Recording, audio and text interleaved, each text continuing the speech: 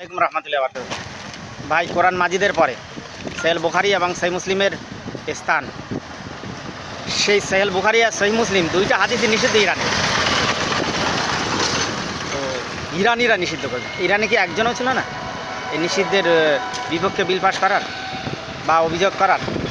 সহিহ বুখারী আর মুসলিম নিষিদ্ধ একটা মুসলিম কান্ট্রি বলে দাবিদার যারা বলেন, ইরান বিশাল নাকি মুসলিম কান্ট্রি, আবেগী মুসলিম যারা বলে থাকেন আপনারা, সহিহ বুখারী মুসলিম সেখানে নিষিদ্ধ। অবশ্যই ভেবে চিন্তে বলবেন। সব শিয়ারা কাফের না, ঠিকই, ঠিক তদ্রূপ সব শিয়ারা আর মুসলিমও না। যদি সব শিয়ারা মুসলিম হতো তাহলে সেখানে সহিহ বুখারী মুসলিম রসুল সিয়াসিতে হাদিস, রসুলের হাদিস নিষিদ্ধ মানে চেটিকানি কথা। অবশ্যই মস্ত বড় বেয়াদবি, কুফরি। মুসলিম দেশে যদি রসুলুল্লাহ সহিহ বুখারী মুসলিম নিষিদ্ধ থাকে, এটা কুফরি ছাড়া পাচ্ছে হচ্ছে আমাদের ইন্ডিয়া ভালো। I love India, India is great. এখানে আলহামদুলিল্লাহ কোরআন হাদিস সবই চলে আলহামদুলিল্লাহ, শান্তিপূর্ণভাবে। সেলুট জানায় আমার ভারতবর্ষকে।